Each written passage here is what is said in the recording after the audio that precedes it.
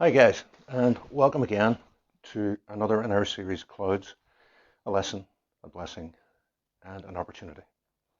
And of course, this series has been consistently about mental health and how this world that we're living in impacts upon our mental health, mostly in negative ways.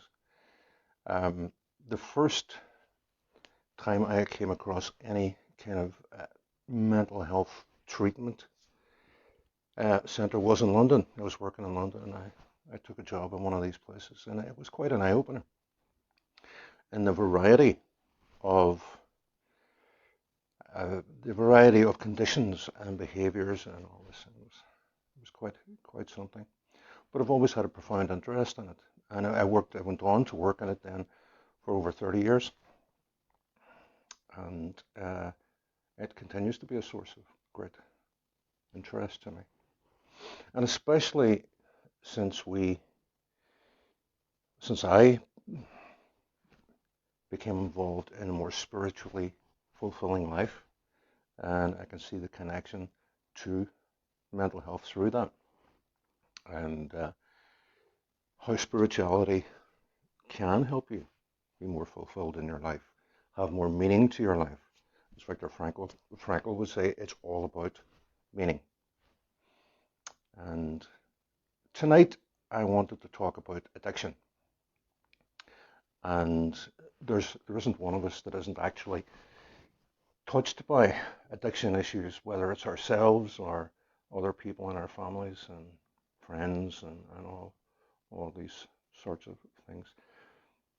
But more than anything, addiction is about power and pain and trauma. And that's what I would like to look at tonight. And I'll discuss some of the aspects of addiction, especially through the lens of spirituality. And what shamanism in particular is able to bring to the table in relation to working with people with addiction issues and then recovery. Because I believe that fundamentally that one of the greatest ways of dealing with addiction and treatment and recovery and all this is through shamanism. And of course, as we've discussed before in this series, in the shamanic communities, the ancient shamanic communities all around the world, the person who is, we'll say, dysfunctional or has a dis-ease is looked after by the tribe or the clan or whatever societal structure there may be. And they are supported and cared for and looked after by their families and extended families and the tribe in general. And this is one of the most fundamental roles of the tribe, is to look after its participants. So in shamanism, one of the core aspects of shamanism is the shamanic journey and connecting in to spirit, and the understanding that spirit is in everything. It's this great web of creation, this great web of energy that contains all of us, our spirits, our souls, or whatever you would like to call it. And through tapping into that, tapping into our guides and power bases there within that great web of creation, we are initially treating ourselves or indulging or swimming in a sea of positive energy, which is a very healing thing, and it also has other properties also. But with addiction, there's a battle going on. Your body, if you have addiction issues, and of course you can have addiction issues in relation to anything, really, anything pleasurable, alcohol, drugs, even sex, gambling, any of those things, and anything that brings a short-term enjoyment, shall we say.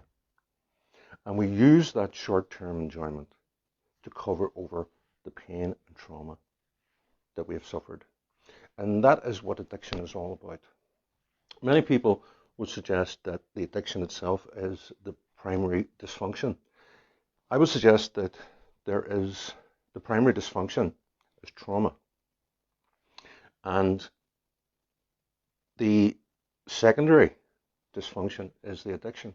And we use the addictive substance, the addictive actions, to cover over that trauma, to bring a short-term joy into our life, or a lifting of the spirit, or whatever it may be.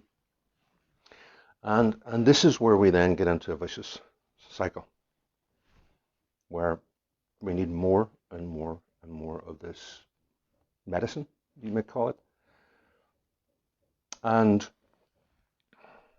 to do that, to bring that constantly into our bodies, is creating neural pathways. And we'll talk more about that later.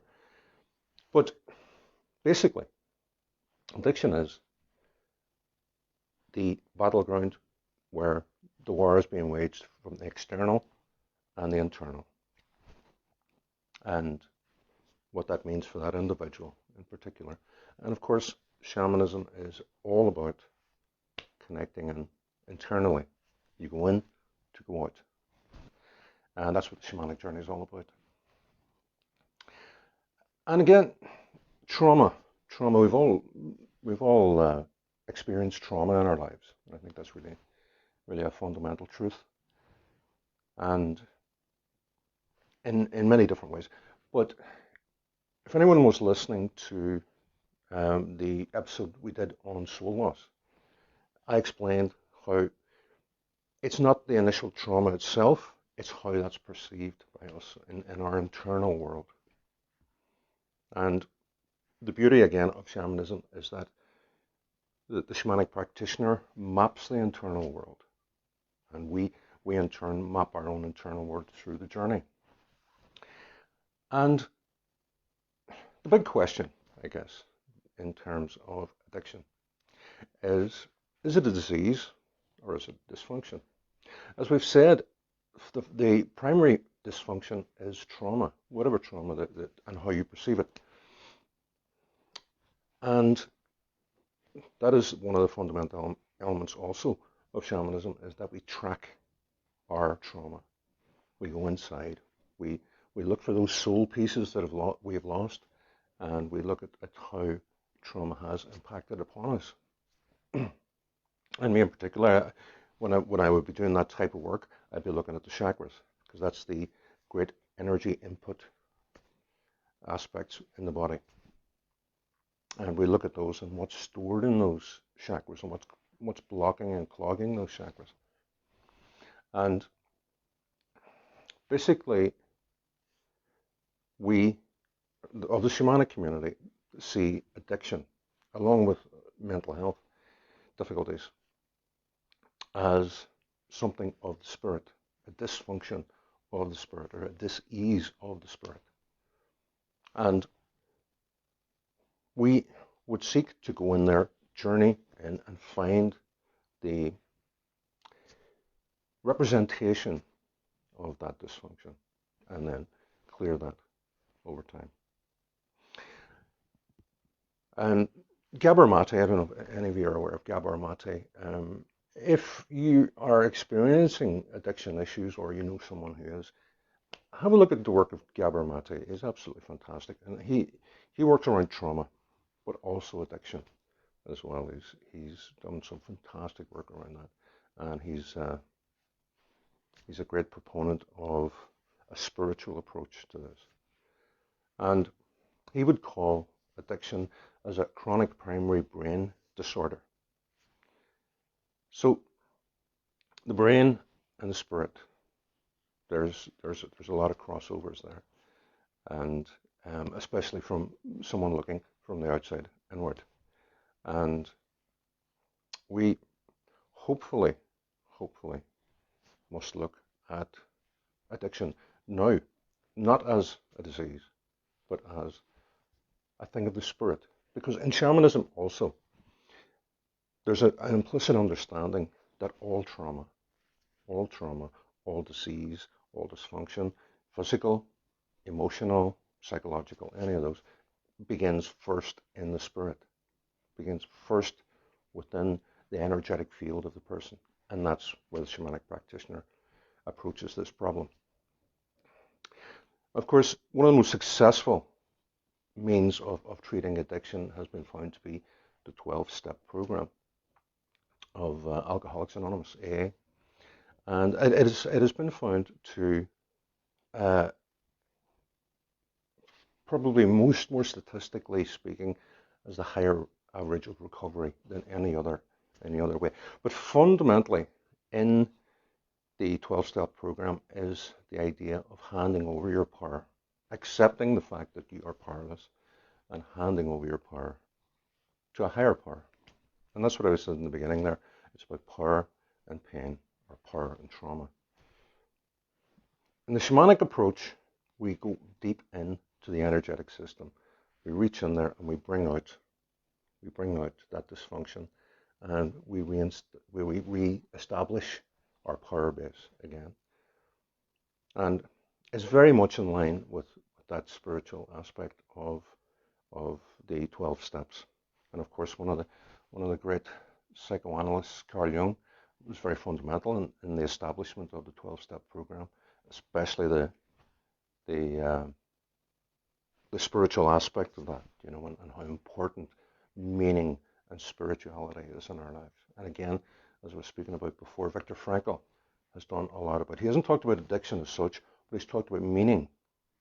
And an addiction is a taking away of meaning, in that we need that medicine.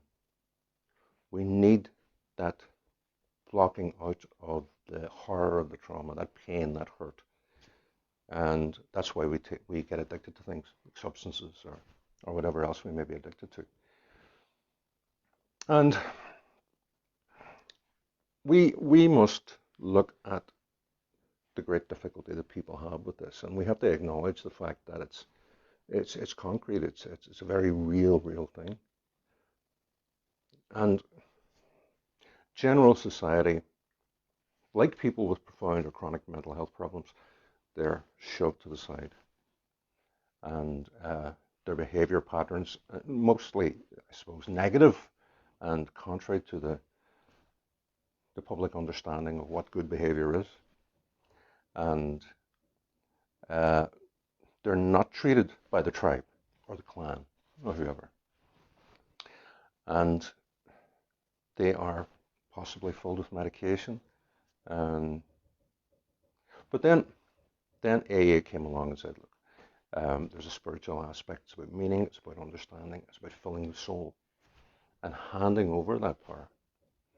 And anyone who's of a spiritual mind, I guess, will understand the importance of handing over, but also the importance of forgiveness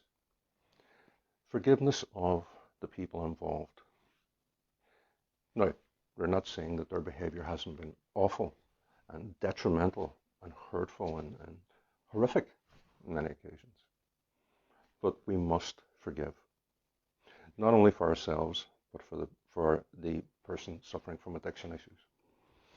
Also, the other side of that is self-forgiveness for those people with addiction issues. And these are the great, and I know there's a lot of work being done in the University of Southern California around spirituality and addiction.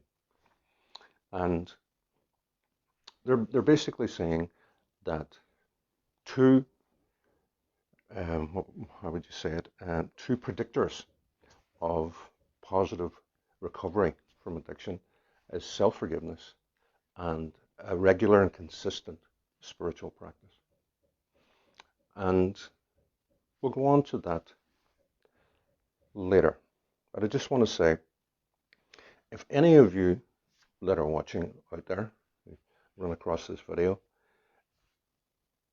I'm going to post a few numbers that may be helpful to you.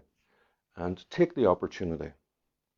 Because in mental health and addiction and those sort of dysfunctions, there has to be a point of clarity, a point where we say to ourselves, right, enough is enough. Let's stop now and change our path. And of course, as we talked about power, it's removed, shall we say, or it's lesser in the addict, in the person suffering from addiction. And again, another great predictor of success, of recovery, is to re-establish your power base, re-establish that sense of self even, which is hugely important. I said we were going to come back to neural pathways. That is one of the great beauties of the shamanic journey, in that we are negotiating through new territory when we are journeying. We're negotiating through and navigating this new world that hasn't been navigated before. And of course, it's all very, very personal to ourselves. In doing so, in following that path in the inner world, or the world of the inner child and the shadow side, we are establishing new and powerful neural pathways. And for those who don't know what neural pathway is, it's a thought process that sparks different synapses in the brain, and it follows a particular path. And the more that pathway is followed, the more it's reinforced, the stronger it gets. And that's what happens in addiction, that those neural pathways become quite concrete, quite solid. And then, of course, they become all of the addict's life. But from the shamanic practitioner, when we journey, we're establishing these new neural pathways. And this is what we're going to do tonight. I'm going to do a journey of cleansing and a journey of releasing of negative energy and trauma. And the more that one does this, the more that one does the same journey, for instance, the more stronger the healing is. And for anyone suffering from addiction issues, I think this is a fantastic way to reestablish yourself, your power base, release trauma, and begin that process of recovery. As I said, I'm going to put up a few numbers when this goes on YouTube, and hopefully they'll be helpful to you. So let's journey. And for you who have journeyed with me before, we need two things. We need a place of safety and security, somewhere that you know. And remember, this is a visualization. So you'll be visualizing this place that you know so well. Somewhere where you're comfortable, somewhere that's safe for you, hopefully in nature. It doesn't have to be in nature. It can be somewhere else. It can be in your own home, it could be your bed, anywhere at all. Somewhere that is safe and secure for you personally. And the second thing we need is a means to go down into the earth. And again, with a lot of these mental health issues and addiction issues, we go downward, because down into the womb of Mother Earth is where we came from, and where a lot of our energy is stored and connected to. So we go downward. So a way to go down is another thing that you need. Now you can go down a hole, you can go down the roots of a tree, down a waterfall, anything, whatever suits you. Make this personal, and that's the trick with the shamanic journey. Make it your own, and make it familiar to you. Begin your journey by thinking of familiar things, and then establish that lower world for yourself. Establish that understanding that there is a whole world out there. Once you've established that, then you will find that there are quite independent rules about that, and quite insightful messages and healing that you can receive from that. And you are, in fact, actually connecting with spirit by doing this. So, anyway, two things you need. place of safety and security, and a means to go downward. Okay, so let's begin. Let's begin by breathing. Breathing on the breath of life. So breathe into the count of 4. Hold for the count of 4. Release for the count of 4. And keep that pattern going consistently.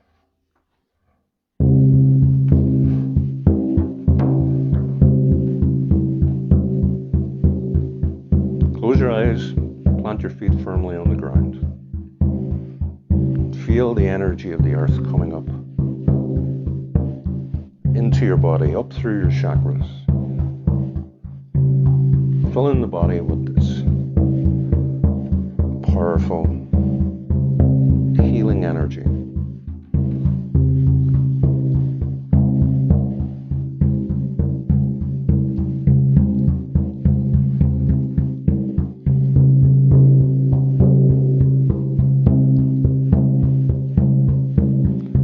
And let the drum beat take you away.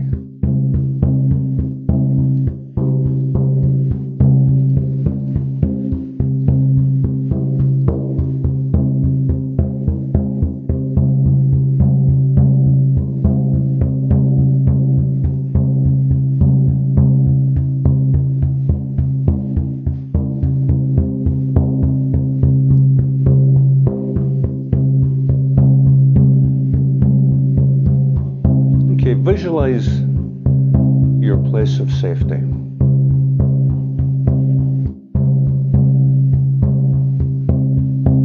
That place that you know so well. And to help you do that, bring in all your senses. So, first of all, your vision. So look at everything in this place in finite detail. Remember all the things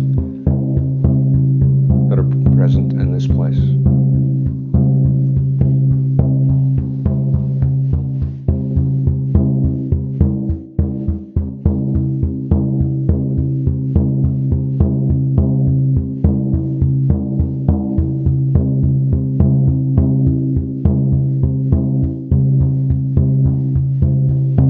Are there any sounds or smells that would remind you of this place, that are always present there?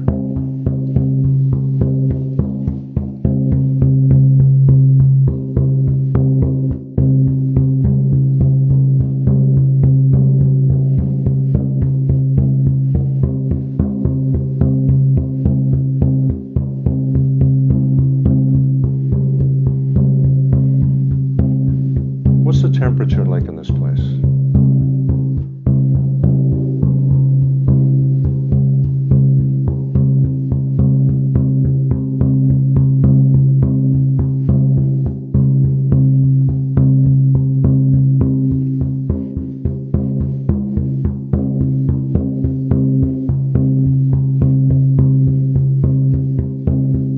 Reach out and touch something, anything at all. How does that feel to your hand? Is it hard? Is it soft?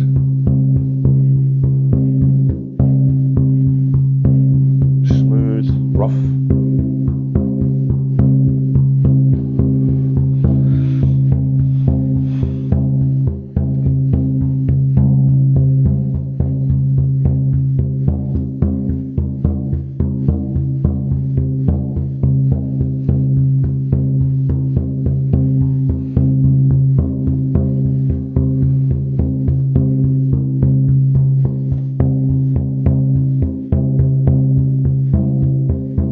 Now it's time to journey down to the lower world.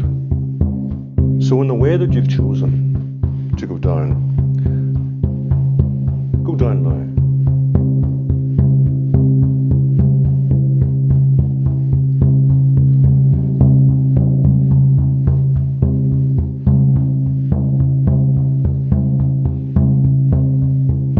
And as you go down, pay attention to the layers of the earth that you go through. Layers of soil with the roots of the trees and the plants.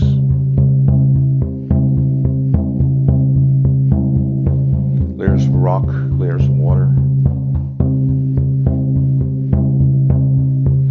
And eventually you will find yourself emerging onto a beach.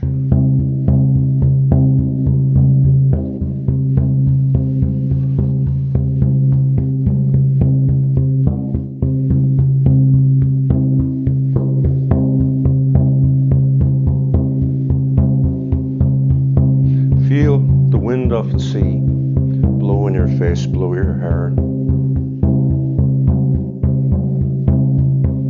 Smell the saltiness of the water. Feel the heat of the sun on your shoulders. Feel the sand under your feet.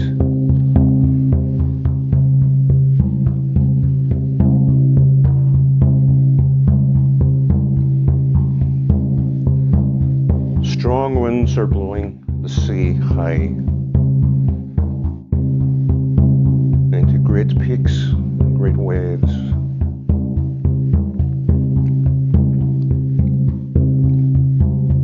And as the water comes up the beach, feel it going over your feet, between your toes, over the top of your ankles, and that sharp sting of coldness.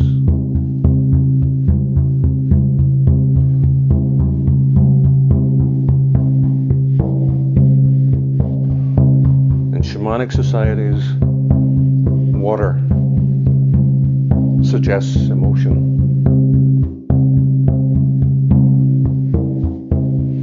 And now we must hunt our trauma, our negative emotions, our shadow side, deep in the waters of emotion.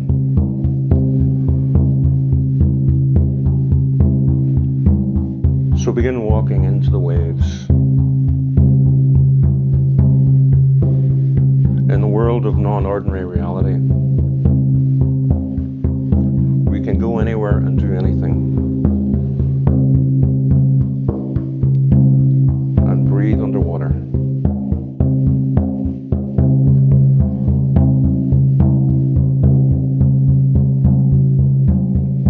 As we go into the water and the water rises up our body, we feel the coldness.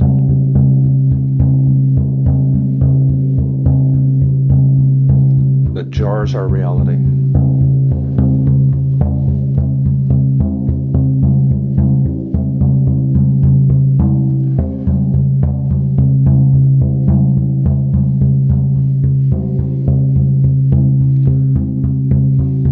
Wading deeper and deeper into the tide.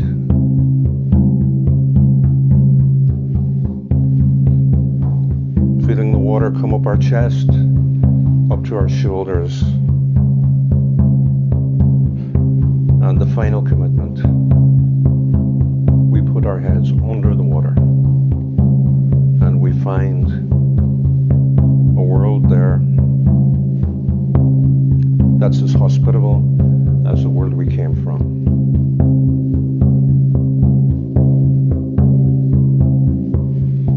And we walk along the seabed, getting deeper and deeper into the water.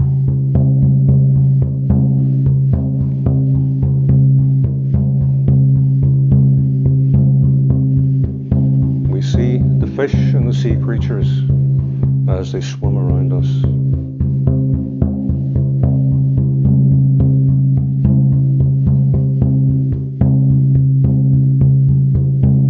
See the rocks and the plant life on the bottom of the sea.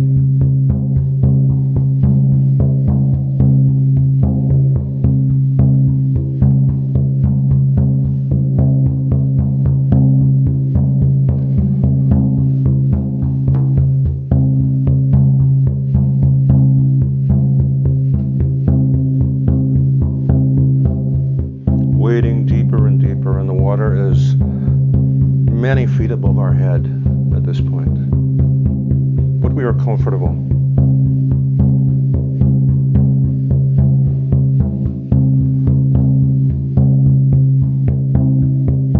And a great curiosity overtakes us in relation to this world we know very little about.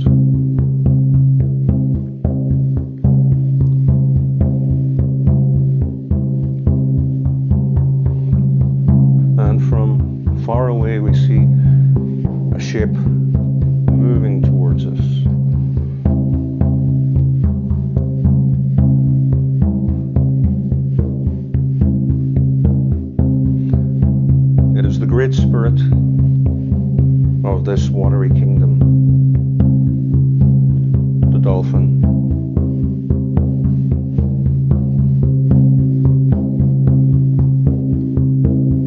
Known to be a friend of humanity through the ages.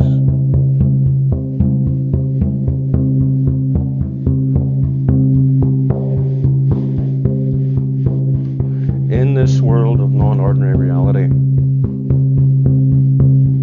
our thoughts speak, and the thoughts of this great spirit speak back.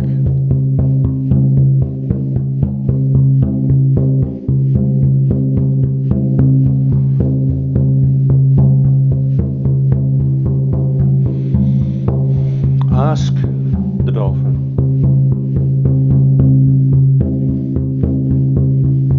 Who is the expert on emotion? Ask the dolphin where your trauma lies.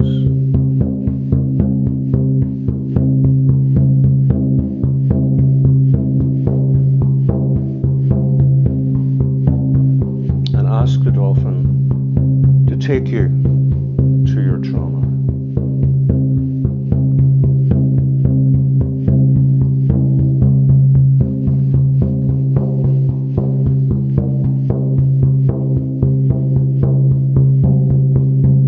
The dolphin swims around you 3 times and flips you onto its back, and off it goes at high speed, flying through the water like an arrow.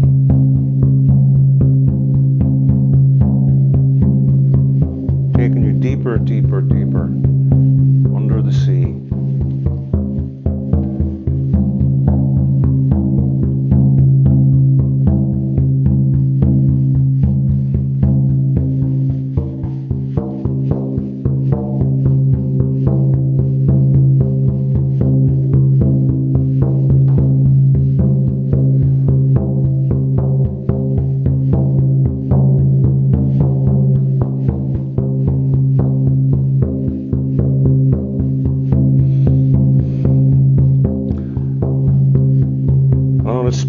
Unexpectedly, the dolphin swims in to a cave deep under the sea, and again flips you off its back, where you're again standing on the seabed within this cave.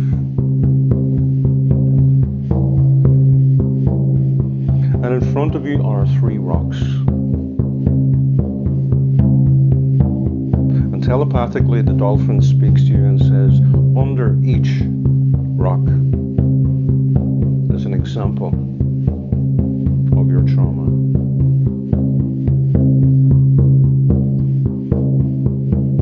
Lift the rocks and see what's under there.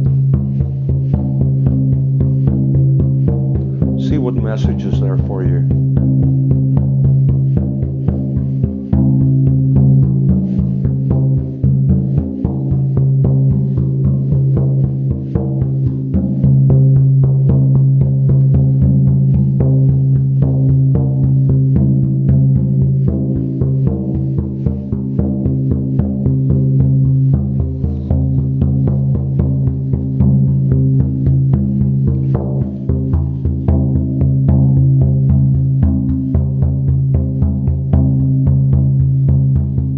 Commit all these messages to mind.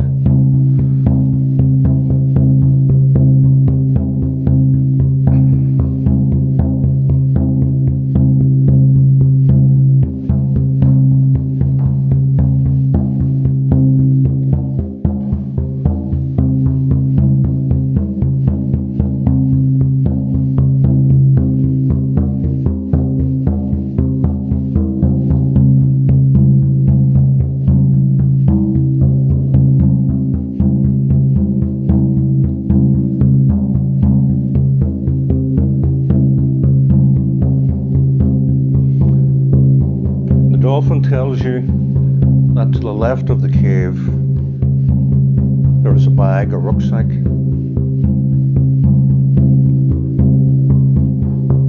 take the 3 rocks and put them in the rucksack along with what's under them.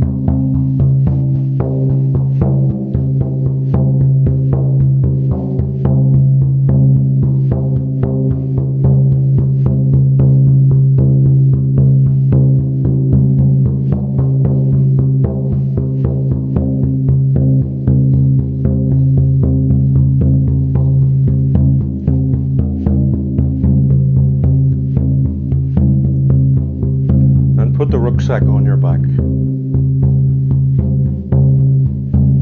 Again, the dolphin swims around you and flips you onto its back. And off it goes. Out of the cave exit, out into the great sea.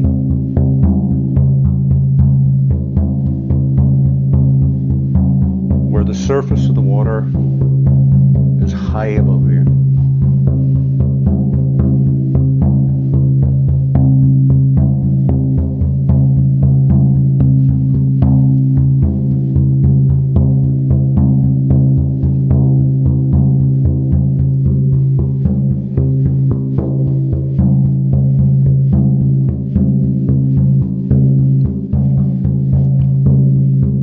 Moving swiftly through the water, the dolphin again approaches the shore.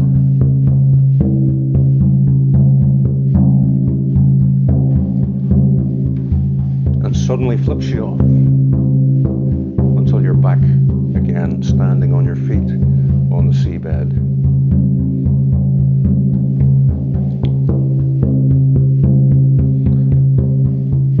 The dolphin tells you it's time to go.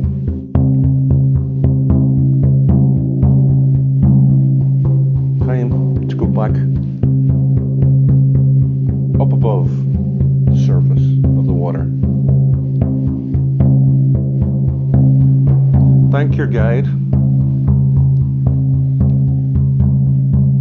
And he turns and is gone.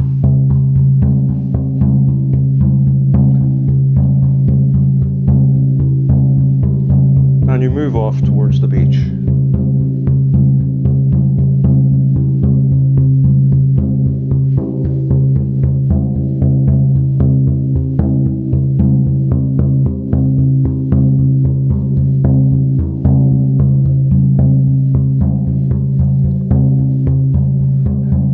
And soon you feel your head emerging above the tide,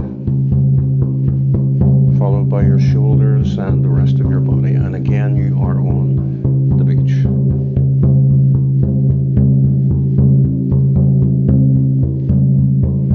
Take off the rucksack and spill its contents on the beach. The 3 rocks.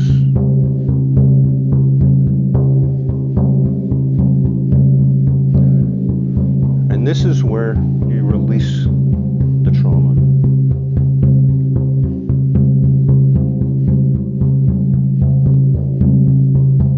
So dig a hole,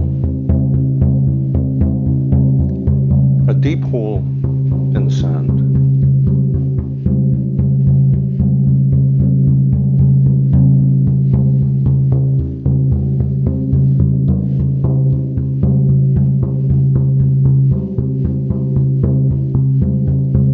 Place the rocks in there and say to yourself, this is the release. I no longer need this trauma. I forgive myself completely.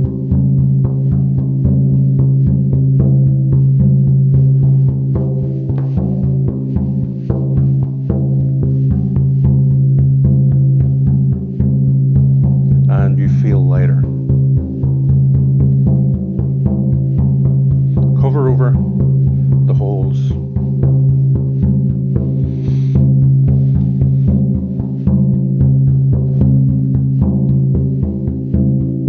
And now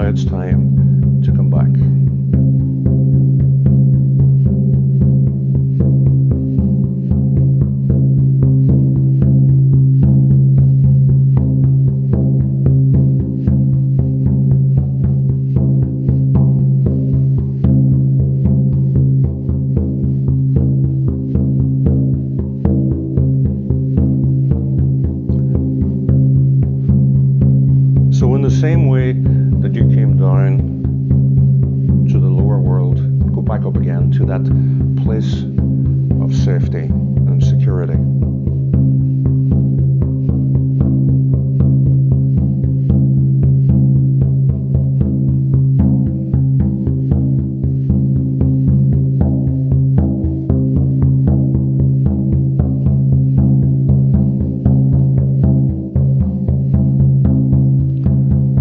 Going again through the layers of the earth, back to this place of familiarity.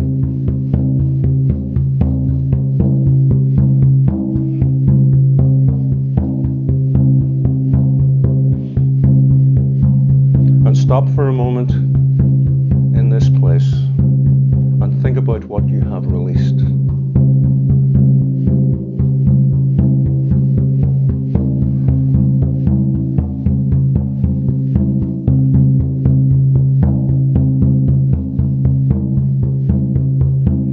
And now bring your spirit back into your body. Feel the weight again of your body, of your legs and your arms. Ground yourself again in your body. Wiggle your fingers and your toes.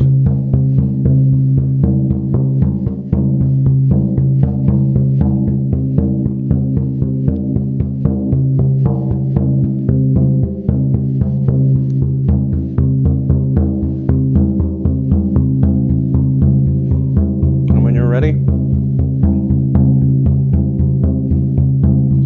and only when you're ready,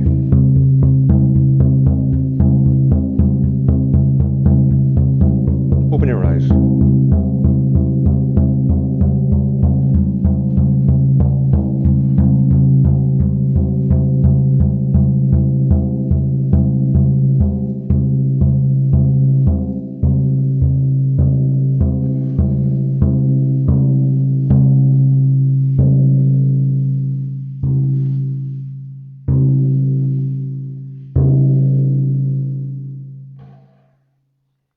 Okay, guys, I hope that was useful. Do bear in mind that every time we journey, we are establishing these new neural pathways. We are creating it on the inside and bringing it outward into our lives, at healing that information. And those rocks, for instance, that you brought out of the sea and that you buried, I would suggest that you have a physical representation of that in this reality.